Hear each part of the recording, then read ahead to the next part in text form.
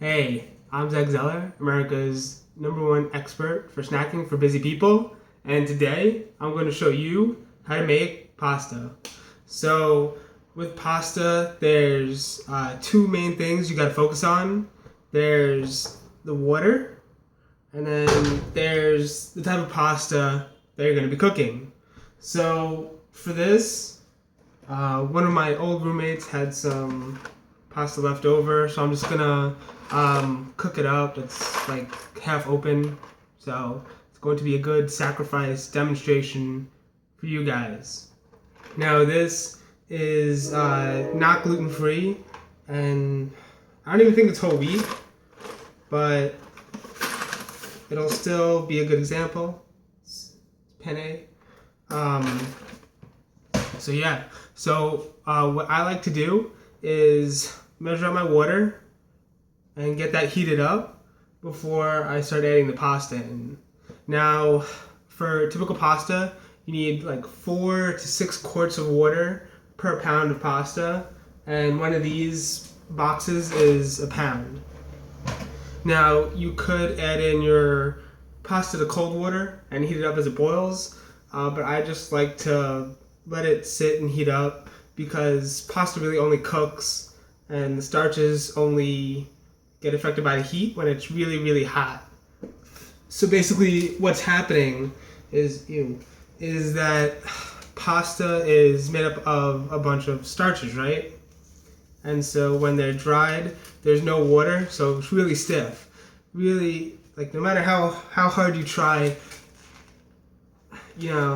stiff stuff.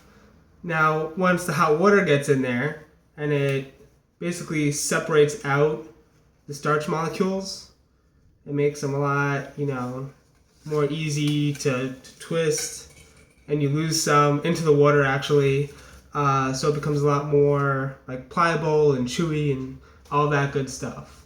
So if you're trying to cook like your regular pasta and make it a little bit healthier, you can cook it for a slightly less period of time, and that'll stop all of the starches from kind of like breaking down and leaking out, and it'll be like al dente, have more of a bite to it, but it won't break down as quickly in your stomach. So it won't like jack up your blood sugar levels and then cause that crash as insulin comes and gets rid of all that sugar. So that's one trick you could use. Now, second, with the water, I used filtered water because if I wouldn't normally drink it, I wouldn't normally cook with it, and I try to do both with good quality water. And 4 to 6 quarts is kind of a lot. It takes a little bit of time to boil, and with like semolina or just common wheat pastas, you can actually get away with cooking in less and save water and save the energy needed to heat it up. But you have to be more attentive to stirring to make sure that the pasta doesn't stick and stuff like that. But if you really like cooking with that sort of pasta, then cooking with less water is a really great option. It gives you better pasta water at the end if you want to use it for sauces. Also, produces some good pasta. But if you cook with gluten-free pasta, then I definitely recommend using like a bigger pot with more water, the 4 to 6 quarts, because gluten-free products tend to be like stickier together in the pot, and so you want it to be easier to like stir around, so you don't just get a big clump of pasta. So once this boils, all you do is add this in. So we're getting close to simmering. So I'll just add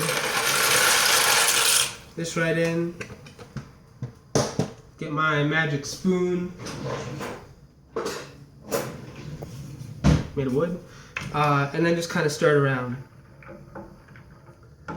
And so the great thing about pasta is that once the boil heats up, it only takes about 10 minutes to cook to an edible consistency. So it's something that you could make quickly in a batch. Or if you do use like the larger pot method and you don't need to keep your eye on it that much, you could actually, have the pasta cooking. You could have like vegetables sauteing over here. Have beans ready, have the sauce cooking, or store-bought one if you kind of want to combine the cooking with the convenience and have yourself a dinner for a family or for yourself for several days set up, and then you could just package it and have it set in the freezer or refrigerator to take to work, to eat later, or do whatever you want with pasta dinners. Feed homeless people, maybe. I do not know. So a lot of people also commonly salt their water, and that's fine. It's not enough salt that it'll really impact your health. A lot of the salt in your diet, 70%, comes from foods that are already processed, prepackaged, or from like restaurants. So any salt that you add, as long as you know and are aware where it's coming from, and you're not just dumping in a ton of it, should be fine. But you're only cooking for 10 minutes, and then you're probably going to be adding like a sauce or other components to the pasta dish, so you won't, the salt won't really make or break your meal. So I'll check back in with you when this is done. Alright, it's been cooking for about 10 minutes, give or take, and I haven't really been timing it. I've just kind of been going by how it felt. And then you could always take one, give it a little taste. So it's definitely at that al dente point where it's soft, has that bite to it, nice texture, really good flavor. And what you want to do now is get it out of the water. But you don't want to put it in the colander and then rinse it. You just want to separate it from the water. Otherwise, if you rinse it, you're gonna push out a lot more of the starch, and it's just not gonna be good. It's gonna be mush. So I got this little toy. It's like this whale strainer, and I'm just going to use this to strain some of the pasta.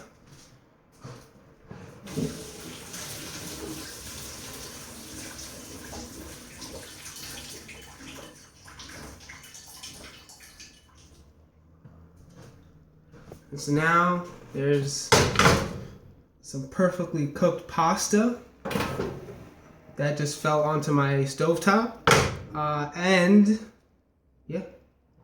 it's looking pretty good. Alright, so I'm Zack from snackhacker.com. If you have any questions or comments, put those below. Don't forget to give the video a thumbs up, and also subscribe to find out when I put out new videos. Happy snacking.